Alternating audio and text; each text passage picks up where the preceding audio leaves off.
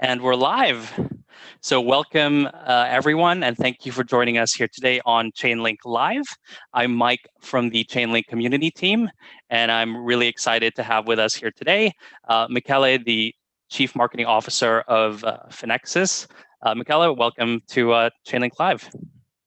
Hello, Mike, and hello, everybody. It's my pleasure to be here. Thank you so much for inviting us. We've been looking forward to it, and we're really, really excited about being here. Excellent. So what I'd like to do is just kind of give a brief overview of what to expect, and then those of you who are tuning in live. So the goal of this Q&A is to allow the community, both communities of the Finexus community and also the Chainlink community, to learn more about the integration between our two projects and really explore what makes this integration unique and beneficial to both our teams and really the users of the platforms. So the agenda will be about roughly 20 to 30 minutes or so, kind of a Q&A chat structure, while I will be asking Michele some questions, and he'll be sharing a little bit more about Finexus. And then towards the end, if we have some time, we will also take some questions on the live chat here on YouTube. So if you do have questions, please do drop those, and we'll try to get to them as best we can towards the end. Without further ado, let's get things rolling. So Michele, please, could you share with us kind of a bit about your background and a bit about yourself? Surely. So this is Michele Penna. I am the CMO, as you mentioned, of FinNexus. I used to work in the media before, then I transitioned to crypto not long ago, actually, though I've always been interested. I've been covering it a bit. And basically, I started collaborating with FinNexus. We're one of the main options trading platforms out there, in DeFi at least. So just the very fact that we're trading options in DeFi makes us a bit, how to say, we're kind of on the edge just for what we do, because there are not that many these days, really. And what we do is like we're really trying to explore the edges of DeFi little by little by bringing options as well as new products to the scene. And we're doing so with both retailers and down the line, probably institutional investors, if it's possible, in mind. So that is kind of a very quick overview of what we do and who we are, really. Excellent. Thanks for sharing that. And if you could tell us and perhaps walk us through a little bit more about your product. So of course, there's the FPO protocol for options, and then there's of course mining and staking capabilities as well. Could you maybe walk us through those? Sure. So basically, at the moment, FinNexus has like what we could say really 2/3 kind of product services. The first one is mining and staking, of course. So you can join our platform, you can mine FNX, and you can then stake it if you like, and the returns are pretty nice at the moment, I would say. What makes us special from this perspective is that we use a system that is called multi-asset single pool system. And that means that if you come to our platform with stable coins, we accept USDC, USDT, we accept FRAX, the algorithmic stablecoin, and of course FNX. You can basically input them in the protocol. You can mine FNX, and eventually you can also trade options, and you can be exposed to a number of assets, the volatility of a number of assets, without basically any hassle. It is extremely easy. It is extremely straightforward. Returns are pretty good. One of the characteristics, the thing that really I would say is probably let's say the main characteristic of our mining system is that we really reward mining in pairs. So if you can input at the same time both FNX and stable coins, they're not linked, but you need to put them together, you will get higher rewards. It varies a bit because we're on 3 different blockchains. We are on Ethereum, we are on BSC, where we just launched, and we're also on one chain.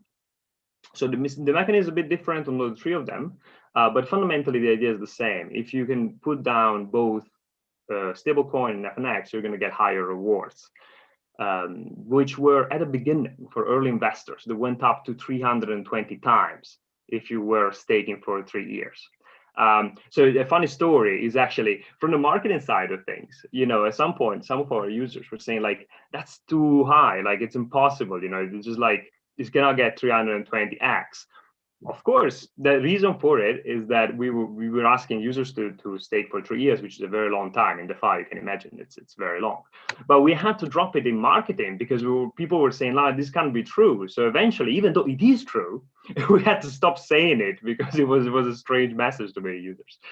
That's the first one. That's the first. Mining and staking is the first product. The second one is our protocol for options, so the FPO. Once you have input liquidity into our protocol, what you can do later on is you can basically trade options. And the characteristics is that you can trade options against a number of crypto assets, even if you do not own them. So if you come to us with, let's say, USDT, and you would like to take an option on BTC, well, that's totally possible, no problem. You're gonna use your USDT and you're gonna be exposed to the volatility of BTC. At the moment, we have BTC, ETH, SNX, MK, and Link, which I think you're probably familiar with. So you have a variety of assets. The goal down the line is to have all sorts of assets. All sorts of crypto assets will be traded on the FPO if we, once we expand, basically. The system has a few characteristics. This MASP system that we have. The first one, as I said, is that you do not need to own the actual asset in order to be exposed to its volatility. The second one is that for option sellers, so the participants in the pool who are writing the option, the risks are automatically diversified because you're not trading against one single one option writer. You're trading against the entire pool. Therefore, if there is a movement, the entire pool share the risks and you're automatically diversified. And of course, you also share the premiums. Finally, from purely an options trading perspective, I think, okay, let's put it this way. You want to build a new DeFi options trading platform. What is the first problem you have? It's liquidity, because options need liquidity for every pair you have. And that is it's a real issue. Our system, because you're not trading against a single another trader, you're trading against the entire pool, it's extremely efficient in using the limited liquidity we have, and therefore it makes for a much smoother process, a much smoother trading experience. So that is one, minus staking, the FPO. Finally, we are launching a third one, although we could talk a bit more about it perhaps later on down the line, which is decentralized leverage tokens. Decentralized leverage tokens using our model is going to be probably the first time in DeFi. So we're pretty excited about it, and we are 1 month away from it. To basically put it shortly, these are coins, these tokens are self-rebalancing tokens. It's like you're buying a future position or a perpetual. So you're trading on margin, you have a leverage, which at the beginning will be 3x. However, you do not have to manage the margin. You do not have to manage, not to pay attention to liquidation, funding rates, or any other such thing, because the token has an automatic rebalancing system that maintains the leverage always at 3x. And if you start, if the market goes against your position, the token will automatically deleverage and so avoid liquidation. If there is enough liquidity in the pool, you cannot get liquidated, even though you are trading on margin. It's kind of a really cool thing. And in a way, I think it kind of represents the opposite of options. One of the things that we found out about options is that they're fairly complicated instruments. So compared to trading a future, it's difficult to trade an option. It's multi-dimensional, it can be used in multiple ways, and insurance. And these are scared off some users. The token will be exactly the opposite. It will be super easy. So the main selling point of an option is that it's a powerful instrument that can be used in multiple ways. However, it's complicated to use. The opposite is our leverage token, which will be super easy to use, even though of course will be a bit less flexible, say. And we're going to see how it's going to go with the market. Excellent. Thanks. Thanks for sharing that. Yes, I think typically when we think of leverage tokens, I think a lot of them are from centralized exchanges, and those are the ones that we're typically familiar with. And this is quite exciting to see this kind of innovation. So yeah, thanks for sharing that. Also, want to just bring up a point that you mentioned earlier, right? When you mentioned that I think it was 320. I want to clarify. It was 320x that you said Yes. that the growth was, not percent, right? No, X. X, yeah. So I totally understand how sometimes people would be like taking a second look and then wondering about that. So that's certainly It quite was impressive. Yeah. it, believe me, it was actually an interesting, how to say, it was an interesting situation, because you're like, no, this is absolutely true, but you Yeah. better not saying it, because some people will be skeptical. Exactly. Yeah. Too good to be true. Absolutely. And exactly, especially in our industry. Absolutely. So thanks for sharing that story. I guess the next question I had was kind of looking from a macro perspective and kind of looking at Finexus's vision. Could you share a little bit more about kind of your approach to DeFi? How do you guys look at the industry at large, DeFi? Yeah. So, well, obviously we're pretty optimistic about DeFi, right? We like DeFi. We wouldn't be here otherwise. So we have we are optimistic about it and about its potential at the very least. I mean, I think if you look at the past 10 years, right? If you look at crypto overall as an industry, it has been growing massively. I mean, I'm talking about Bitcoin, I'm talking about Ethereum, I'm talking about all of it, centralized exchanges, and has brought huge innovation. So DeFi is the next step, basically, is the frontier of crypto at the moment.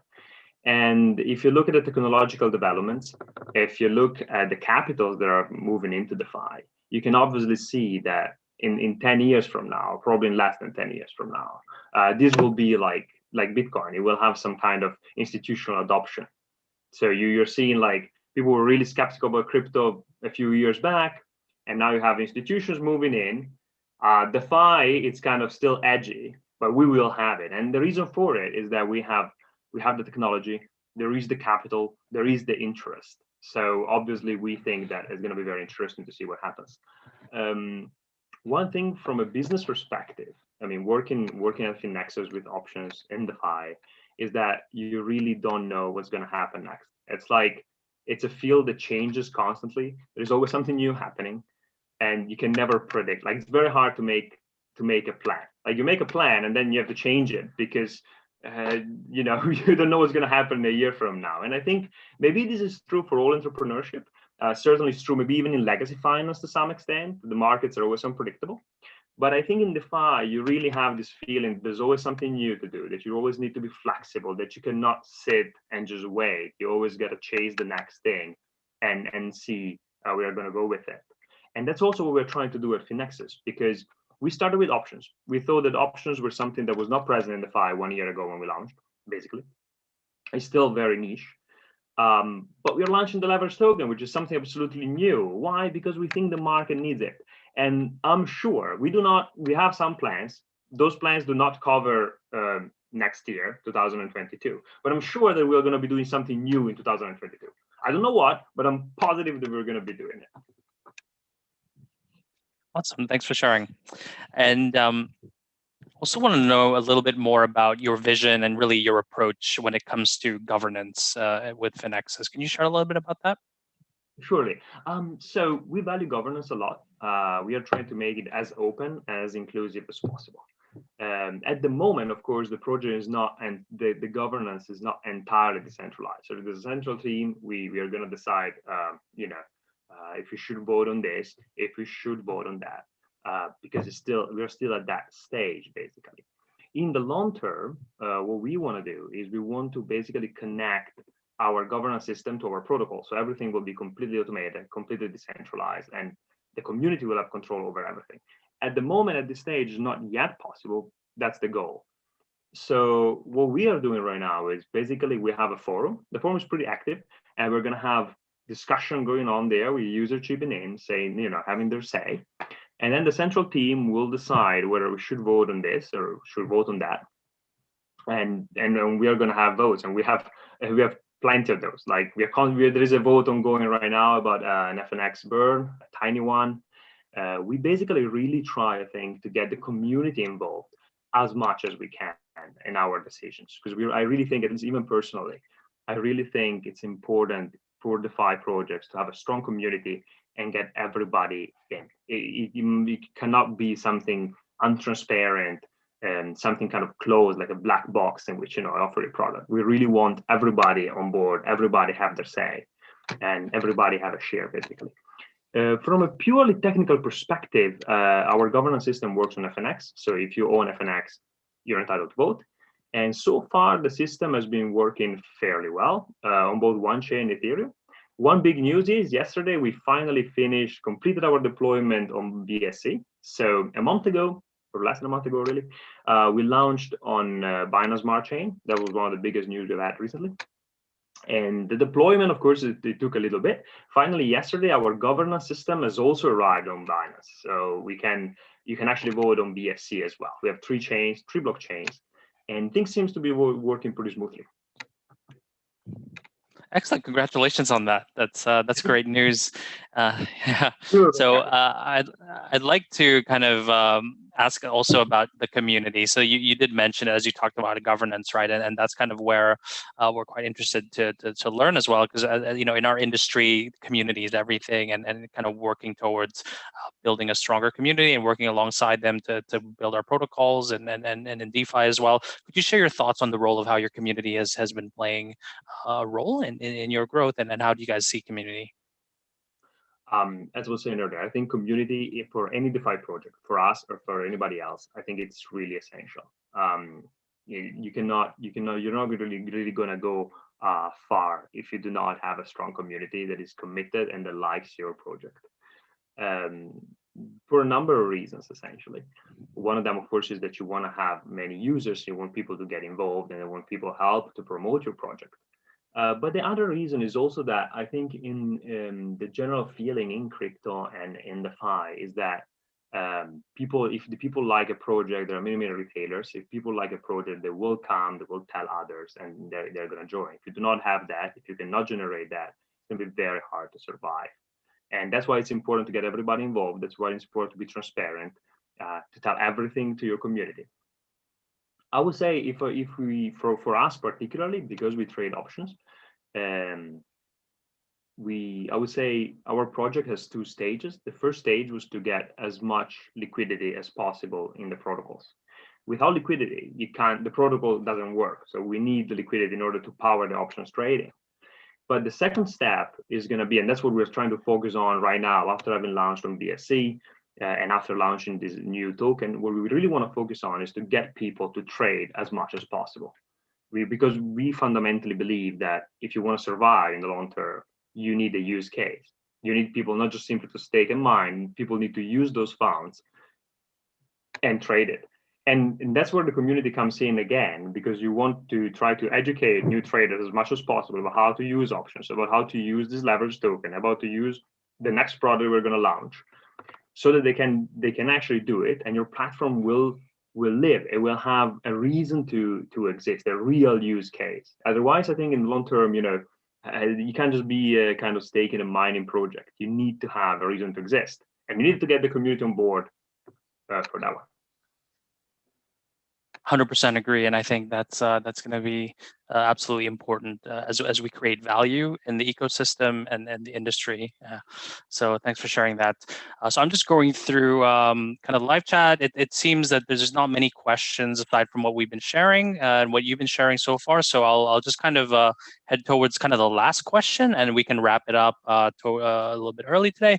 So I guess the last question here I have is, Michele, is there anything that you could share as well for 2021, kind of what is next on the product roadmap for Finexus, and really what else are you currently focusing on? If there's anything else that you hadn't mentioned so far in our conversation. Sure. Well, overall, as I said, our strategy is to try to get people to trade and try to really make people use our platform as much as possible. That is a long-term goal. But if I look at 2021, I would say the first thing is the leverage token. So you mentioned they were introduced in CeFi, they were introduced by FTX, actually, I think, in the first one. And that's going to be our main focus. We're going to launch it in Q2, in the second quarter 2021.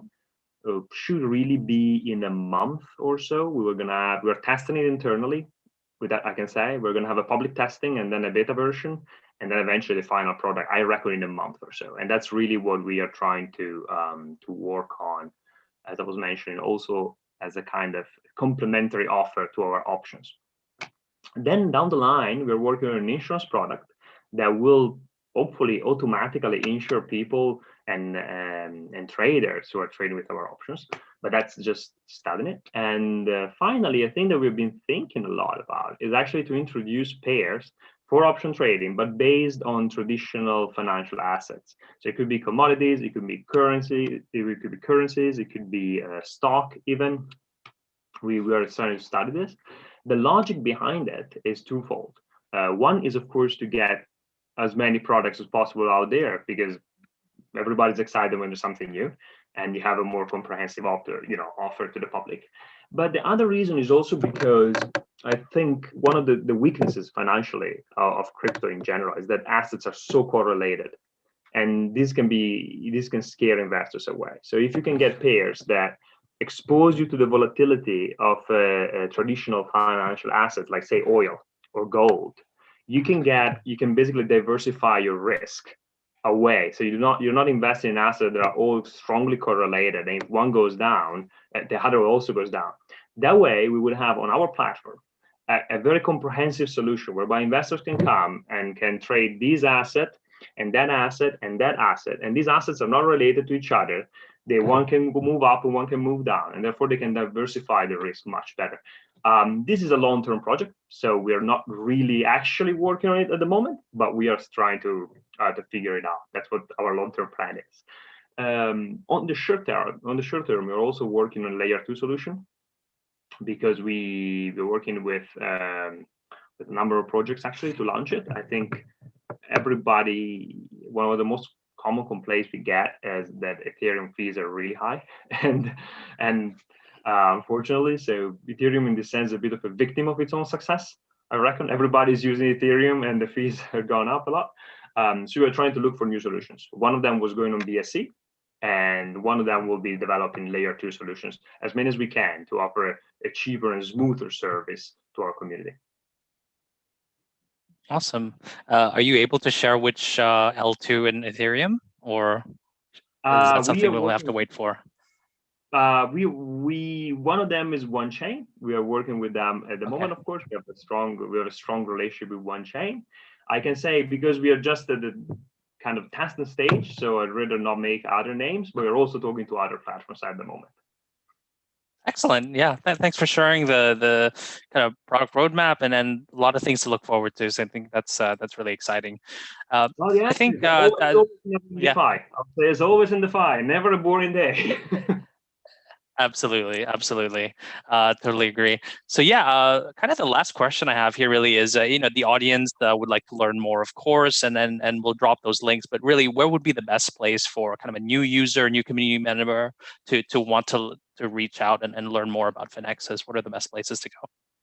So the go-to place would probably be Twitter, because that's where we share all the news. That everything that comes out will somehow go on Twitter. Otherwise, if you want to actually have a conversation with us and you would like to know more about the project, Telegram and Discord are definitely the place to go to. We have a pretty strong community management, and our managers are always there. They're ready to answer your questions. I'm there sometimes. Our CFO Ryan Tien is almost always there as well. So we're very happy. If there is any issue, any question, any curiosity even, we're very happy to chat with you if you come over on Telegram or Discord group. Finally, I would say that another important place is Medium, as well as our own blog, because that's where you can find all of the in-depth reading, all of the material that you might need, especially for trading. Once again, we find that one of the weaknesses of trading options is that they're fairly complicated. It's the instrument itself that is not as easy to use as other spot trading, say. But we do have that material. We do have all that information. And if you're going to read it on Medium or on our blog, it's going to be much easier to start out, especially for new traders. Excellent. You know what, Michele, I just realized I forgot to ask the most important question, and I guess it makes sense to save the best for last. But maybe could you talk us through how Finexus really is working with Chainlink. How are you integrating Chainlink decentralized oracles, and what are your use cases? So well, of course, I was actually I was expecting something. I was like, that's strange. It doesn't come Yeah, up. let's save it for last, right? Best for last. Well, as you know, we've been working together for quite a while now. By DeFi standard, we're working together for quite a long time. And to be honest, we really like Chainlink services. You've been providing us with a feed of price that has been extremely stable, reliable, and always on time. And this is extremely important because we really need it for the pools. If our pools are not continually updated with the correct prices, this can lead to serious risks for our traders. And that is something we obviously do not want. So we're very, very happy with the service of Chainlink, especially, when there's been like abrupt changes in the value of an asset. That can be hard to, you can really create technical problems. And with Chainlink, things have always been smooth. So we've been very, very happy. And as you know, we're also working with you guys for the decentralized leverage token, because that we also need a very stable and steady price feeds. We're working on decentralized triggers with you for that one, and yeah, has always been a very smooth partnership. Furthermore, you invite us to amazing AMAs. So yeah, thank you for sharing that, and it's an absolute pleasure to be working and really powering Finexus. So it's a great collaboration. Really happy to really help your community and your product grow as well. So yeah, I think we pretty much covered all the questions. You also shared where the community can reach out and kind of get in touch and learn more about Finexus. So for those who are watching the live stream and those who are watching after, don't worry, we have that, or we will have that at the bottom in the description box, so you can check out all the relevant links there. So yeah, that pretty much wraps up our Q&A for today. Michele, I want to thank you once again for joining us. Thank you. Yeah, thank you so much for having me. It was my pleasure to be here talking about Finexus, talking about Chainlink. Has been really nice. Excellent. I also want to thank the community who has been watching and kind of watching us live. And those who are watching the recording, thank you guys for supporting us. Thank you for being here. Also want to give a shout out to my colleague Juan, who's been handling the live chat as well on YouTube.